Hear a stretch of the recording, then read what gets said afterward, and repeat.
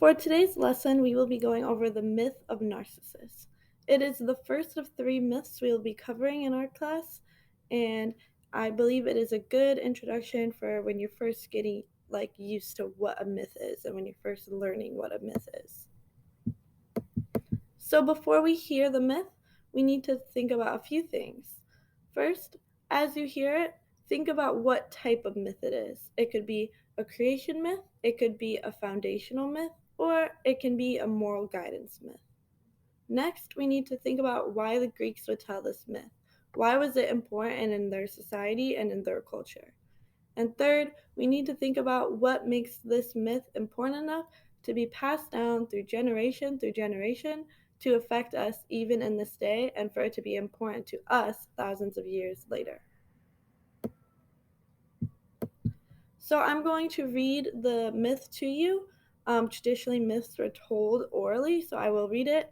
If you can't really understand, when people are reading to you, feel free to pause it and read it yourself. It does not make a difference to me, whatever is best for you. But here we go. Narcissus was born in Thespiae in Boeotia, the son of Cephissus and the nymph Liriope.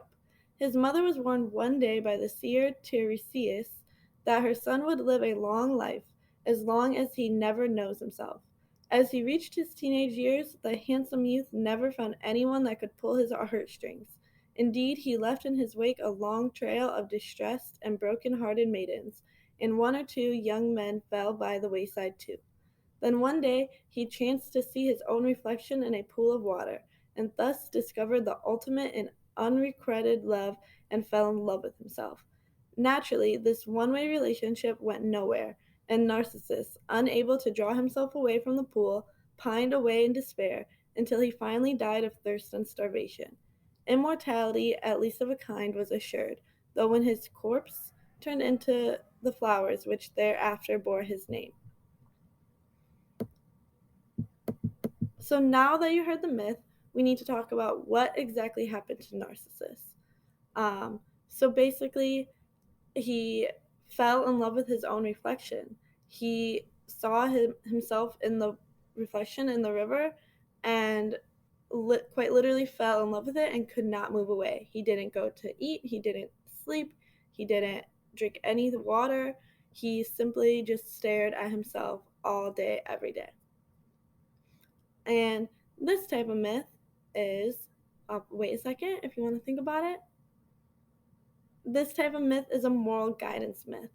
Um, it warned the Greeks of falling in love with yourself, having too big of an ego, um, not thinking about others and only thinking of yourself. Definitely moral guidance. Another question you might have if you're unfamiliar is, what is a seer?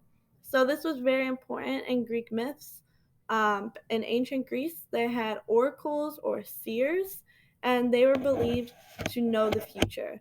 They were connected to one of the gods, and they were believed to have told the future, but they wouldn't be clear with what they're saying. So in this case, the seer told Narcissus's mom that he will never have love if he knows himself. And we can see that happen here, where once he saw his own reflection, he never ever wanted to be with anyone else. He only was interested in himself. So now that we know the myth and we have a little introduction, I want to turn it over to you guys. Um, we will have a Google Classroom discussion board, and there will be two questions for you to answer. And the first is, what lesson does this myth teach? And I kind of went over that already, but I want your in-depth answers. What does it mean to you? Like, when you read this, what did you learn in your head? So answer that question, and then after that, we have another question. And why is this myth still relevant to us and our society in 2022? Why has this been passed down all the way to us?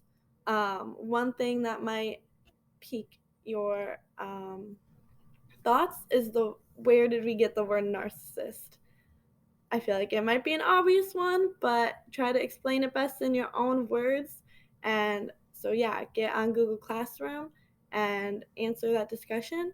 If you do want to take notes on anything you said, there will be the transcript to this lesson. So.